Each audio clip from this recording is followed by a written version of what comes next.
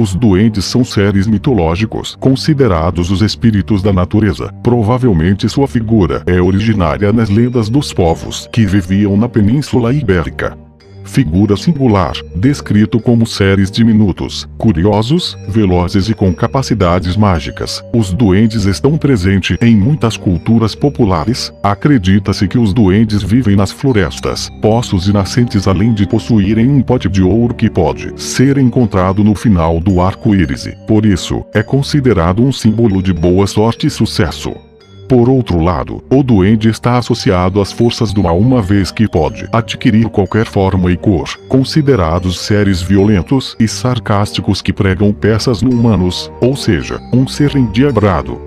É comum as pessoas usarem anões de jardins, ou mesmo pequenas estátuas de gnomos em suas casas. E claro, na cultura pop, o uso desses peculiares seres às vezes bons, às vezes maus, e geralmente com uma conduta ligada à proteção de bens preciosos, inteligência, astúcia e até mesmo ganância, desonestidade e confusão.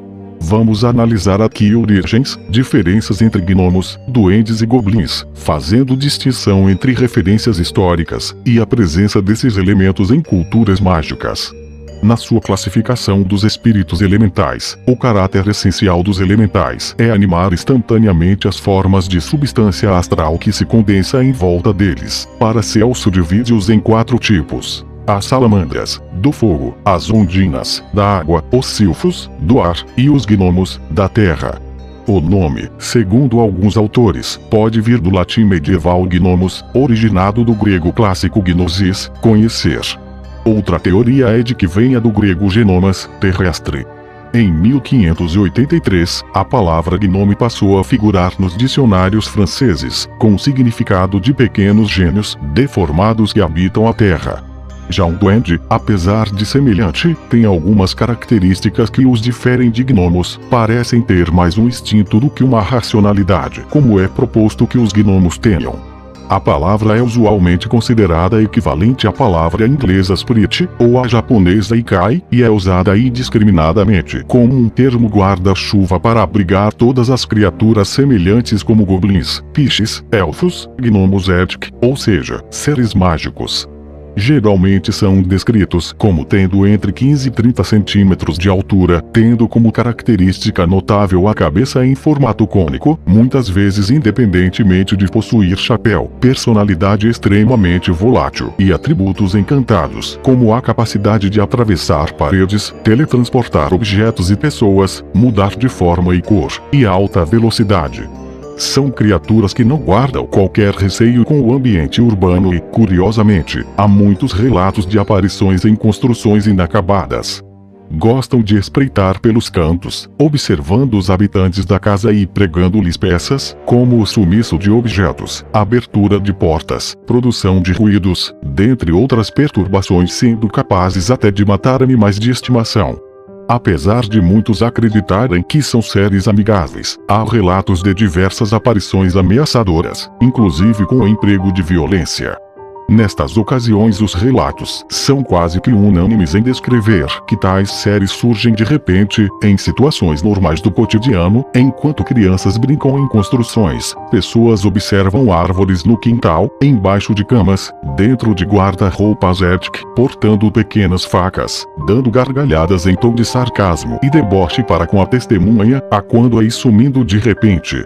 Estranho o fato de não ser possível identificar uma motivação para tais atitudes, por isso talvez que se diga que a personalidade destes seres é volátil. Porém, para tais relatos, é importante saber que relatos feitos por pessoas comuns estão recheados de exageros e coisas que elas acham terem visto ou ouvido. Os goblins são criaturas geralmente verdes, que se assemelham muito aos duendes. Fazem parte do folclore nórdico. Nas lendas eles vivem fazendo brincadeiras de mau gosto. Podem ser equiparadas aos trasgos e tardos do folclore português. Os nórdicos, por viverem em um ambiente mais rígido, a imagem desse ser é mais forte e capaz de feitos maiores, como portar espadas e armas, o que explicaria a transposição para a cultura europeia com clima e cultura mais ameno, e assim esses seres perderam força física e o porte de armas maiores. O termo goblin origina-se do francês antigo gobelin, evoluído do latim medieval gobelinos, que parece estar relacionado a cobalos, do grego cóbalos, enganador ou desonesto. Os goblins são normalmente associados ao mal. Diz-se que são feios e assustadores, fazem feitiçarias, estragam a comida, travam guerras contra os gnomos. Os RPGs normalmente incluem goblins em sua galeria de séries. Em algumas mitologias os goblins possuem grande força. Normalmente por serem seres de pouca inteligência e hábitos selvagens, moram em cavernas ou pequenas cabanas construídas com paus e peles de animais. Os goblins aparecem em várias ocasiões nos livros da série de literatura infanto-juvenil da autora britânica J.K. Rowling, Harry Potter.